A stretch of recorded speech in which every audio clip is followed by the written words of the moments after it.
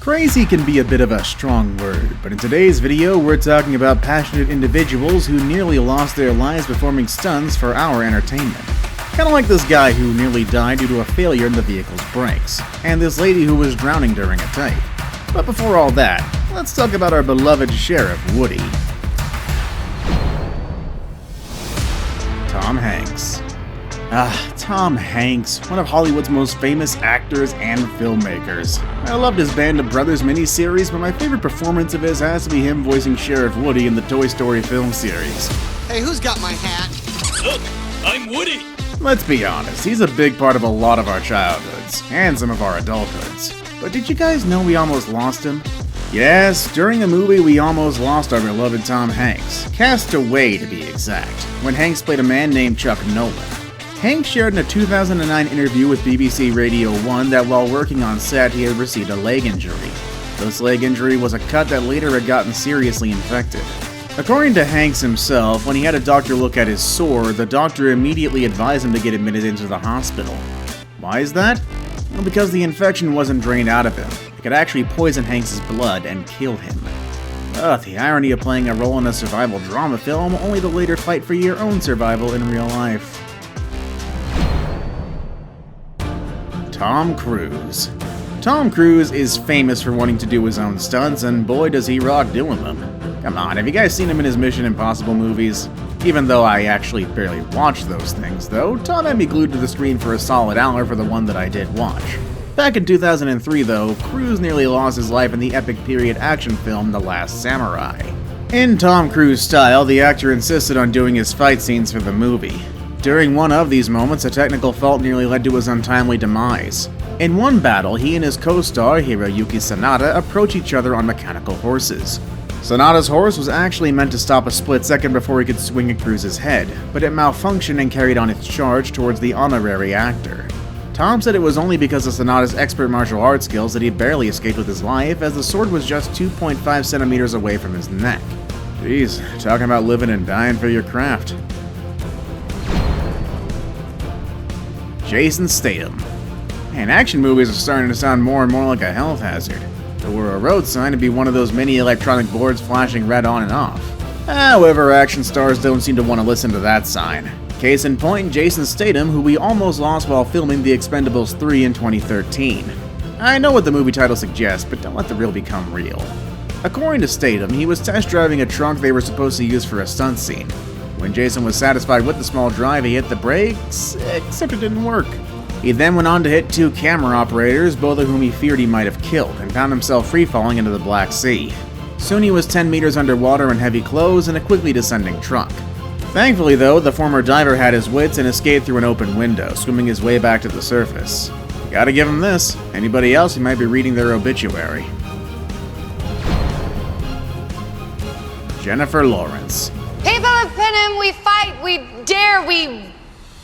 Now, we all know that Katniss Everdeen risked her life so her sister Primrose wouldn't have to. I guess, I didn't read Hunger Games. How many times did she nearly die in that, though?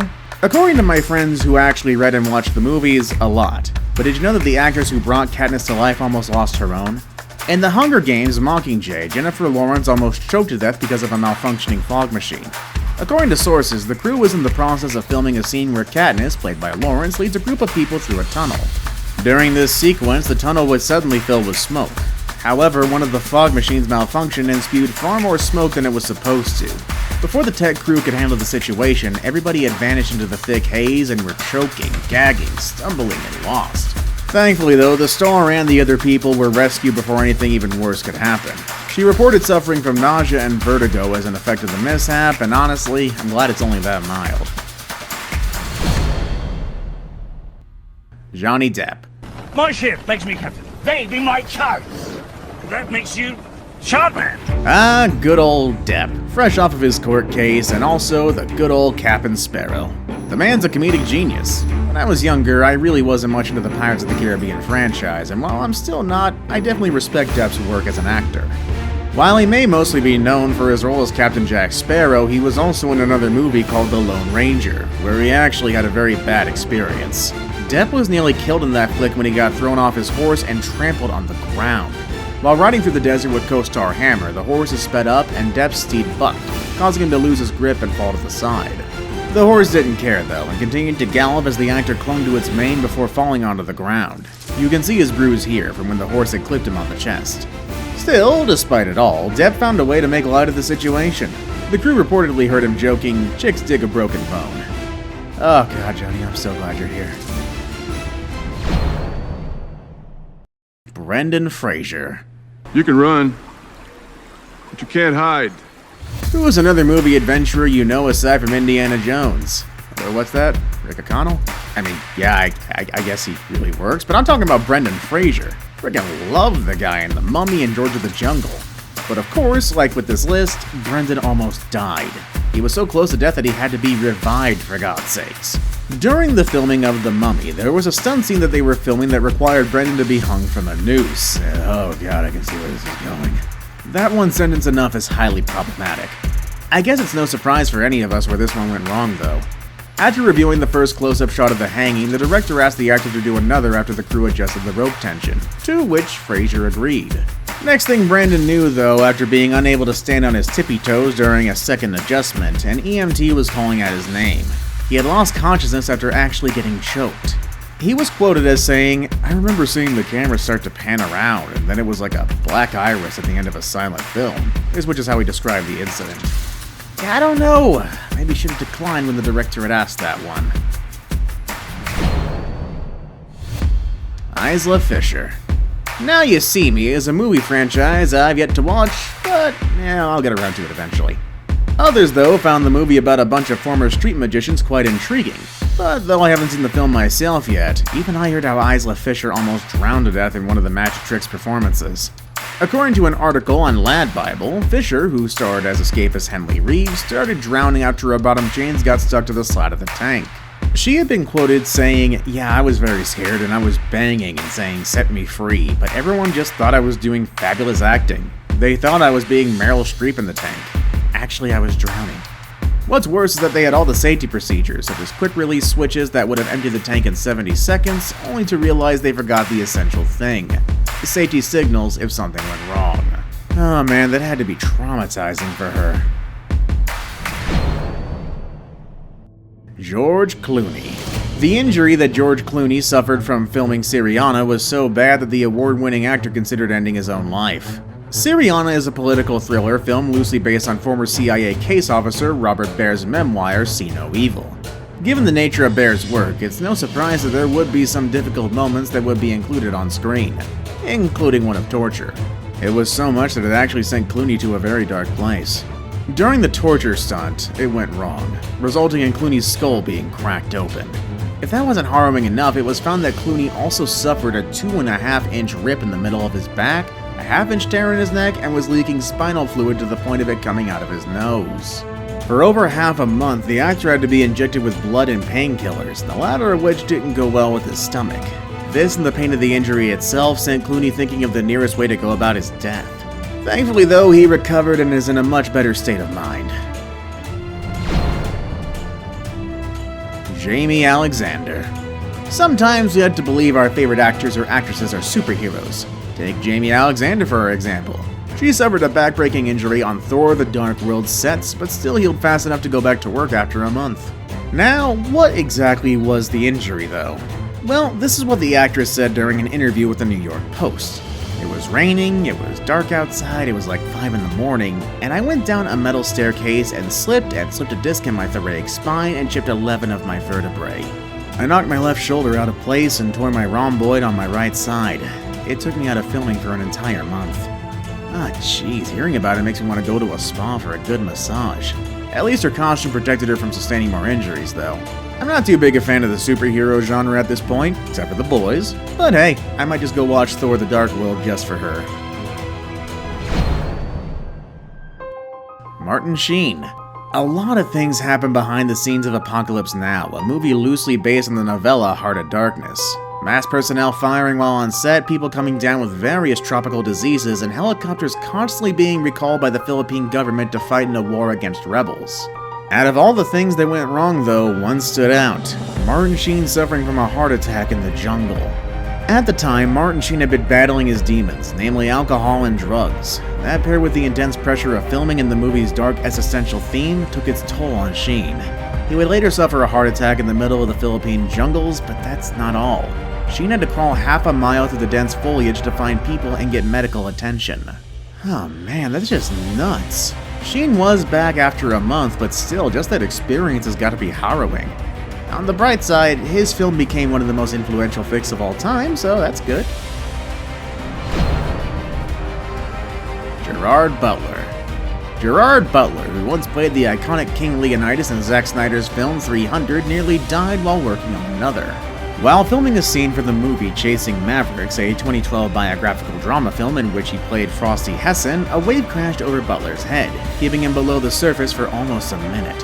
He was caught in what was called a two-wave hold down, wherein one wave knocks the person too deep underwater while another wave keeps him there. According to Butler, he had visceral flashbacks while the water kept crashing overhead, which ended with a thought he didn't want. When asked further about it, he replied, "I was down for that wave, and I was down for a long time, just turning, and then the next wave came over. And I began to think, wow, I'm gonna die making a movie." Ugh. Despite his near-death experience, though, his dedication to the art of acting is pretty intense. Even though he was in the ambulance to be whisked away for medical treatment, Butler said he wanted to go back to continue filming, which is some pretty good dedication right there. Bob Denver. May Bob Denver rest in peace. Stupid cancer takes great people away from us. Though Bob Denver had already passed a year ago, did you know that when he was younger and on the set of Gilligan's Island, he had a brush with death as well? The world oddly seems to have it out for this guy. In one scene in particular, Bob Denver was nearly mauled by a freaking lion. The script called for him to barricade himself inside Mr. and Mrs. Howell's hut, his character unaware that a lion was already inside. Since the actor was told not to look at the lion, it wasn't until it roared that Denver realized the lion was very, very aggressive and ready to pounce. In a flash, the main animal launched itself off a set of twin beds, which fortunately broke under its weight. This gave time for the animal trainer to tackle it, saving Denver from the severe injury, or even death it could cause. Thankfully, in today's age, we got CGI, which may not look that great, but the actors are far more safe. Now it's time for today's best pick. Who do you guys believe is the king of doing his own stunts? Jackie Chan. Really, who else could be at the top of this list, at least at number 3? No part in Jackie's body has not been broken or injured yet, but even then this man still found it inside himself to continue risking his life for our entertainment. Now this list could be full of all the stunts that nearly claimed Jackie's life, but there's one scene that made all of us want to wear neck braces. The part where he fell from a clock tower on Project A. Editor, roll the clip.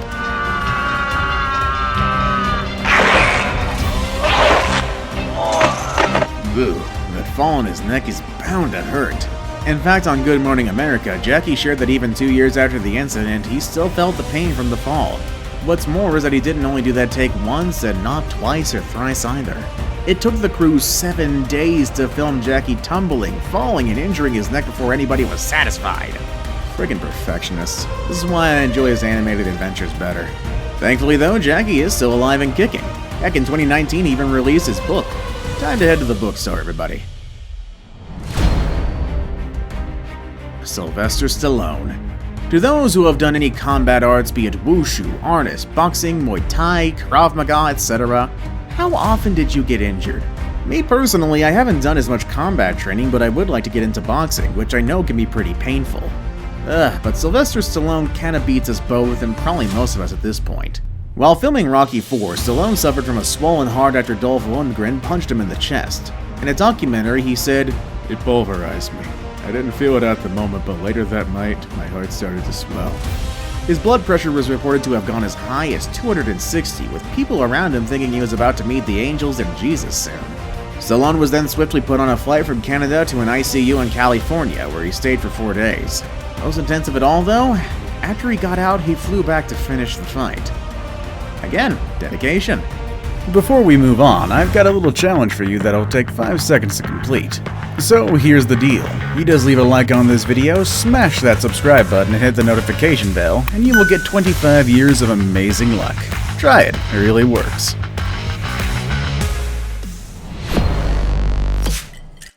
Olivia Jackson.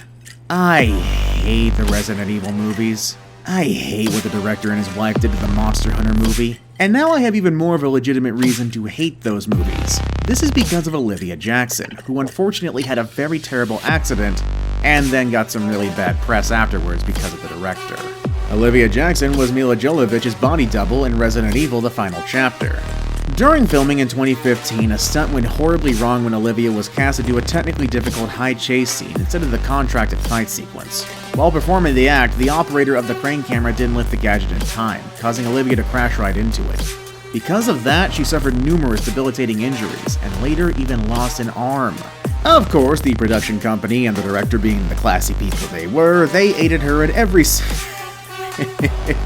I'm kidding. They lied about being liable for any injury sustained during the performance, giving her only $33,000 to cover hospital bills. Losing an arm, several debilitating injuries, not gonna cover it. Her family had to pay out of pocket, actually. Thankfully, though, justice does prevail because Jackson won her lawsuit against Bolt Pictures years after the incident. I'm also happy to report that despite what happened to her, she is living life and is continuing to train in boxing. God, I can only hope to be half as strong as this lady. See you all next time.